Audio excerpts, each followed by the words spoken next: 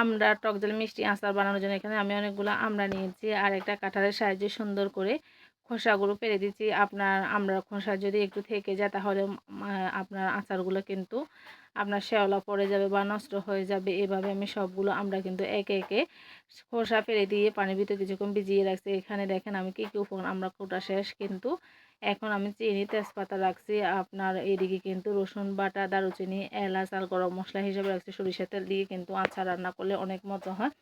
আমার তেল গরম হয়ে গেছে আর প্রথমে আমি রসুন বাটাগুলো দিয়ে দেবো। রসুন বাটা দিয়ে কিছুক্ষণ আপনার নেড়ে চেড়ে নেবো। আর প্রথমে আমড়াগুলো দিয়ে দেবো। আমড়াগুলো দিয়ে একটু তেলের উপর ভাজি করে নেব যাতে করে আমার সুন্দর একটা কালার আসে।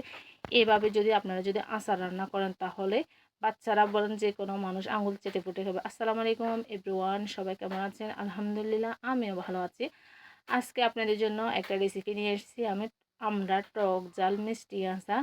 আপনারা কে কে পছন্দ করেন আমরা টক ঝাল মিষ্টি আচার, আর আপনারা কিভাবে রান্না করেন তাও আমাকে কিন্তু কমেন্ট করে জানাবেন। এখন আমি গরম মশলাগুলো দিয়ে দেবো, দারুচিনি, এলাচ, তেজপাতা। আমার আজকের ভিডিওটা একটু ব্লগ ভিডিওটা একটু বড় হবে, লং বলে ফুল রেসিপি আপনাদের সাথে শেয়ার করার জন্য তাই আমি ভিডিওটি বড় করেছি। আর যারা আমার ভিডিওটি ফুল দেখবেন তাদেরকে অসংখ্য অসংখ্য ধন্যবাদ, যাতে এরকম পর্যন্ত আপনারা ধৈর্য সহকারে আমার ভিডিওটা দেখার জন্য বা আমার রেসিপিটা দেখার জন্য।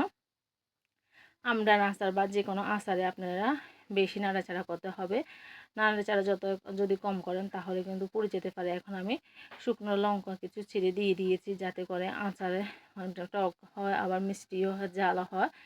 আচার বলেন, টক মিষ্টি ঝাল আচার খেতে কিন্তু খুবই ভালো লাগে। এগুলো কিন্তু আপনারা বিরিয়ানি কিংবা পোলাও অথবা মাংসের সাথেও খেতে পারেন। মেহমান আসলেও আবার বাসায় এমনি মন চাইলে খেতে পারেন। কারণ আমরা দিনে যদি আমরা আচার না করা হয় তাহলে কি ভালো লাগে।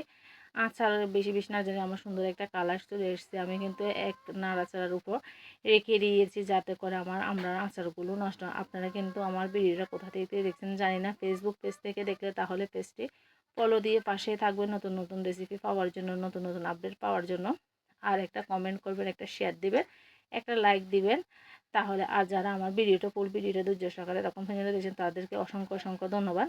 আর আমার যদি ইউটিউব চ্যানেল থেকে দেখে থাকেন তাহলে আপনারা চ্যানেলটি সাবস্ক্রাইব করে রাখবেন সেখান থেকে দেখার জন্য। ফুল রেসিপি আমি আপনাদের সাথে শেয়ার করেছি। এই যে আমার আমরা আচারের সুন্দর একটা কালার চলে এসেছে। এইরকম কালার যদি হয় একবার খড়ি খড়ি কালার। এখন আমি ভিনেগার দিয়ে দেবো। অনেকে বলে আমড়ার আচার কিংবা আমের আচার যে কোনো আচার রান্না করলে নাকি নষ্ট হয়ে যায়। আপনারা যদি রান্না করার সময় ভিনেগার একসাথে দিয়ে দেন তাহলে কিন্তু আচারগুলো নষ্ট হবে না। আর হালকা রোদে দিতে হবে। রোদে যদি আপনারা যদি না দেন তাহলে আচারগুলো কিন্তু সেরকম, যারা রোদে দিতে পারে না তারা কিন্তু আচারগুলো ফ্রিজে রেখে দেবেন। এই যে ফাইনালি আমার আমের আচার কিন্তু আমড়ার আচার রান্না হয়ে গেছে। সরি, আজকের মতন ভিডিও শেষ করলাম। ভালো থাকবেন, সুস্থ থাকবেন, আল্লাহ হাফেজ।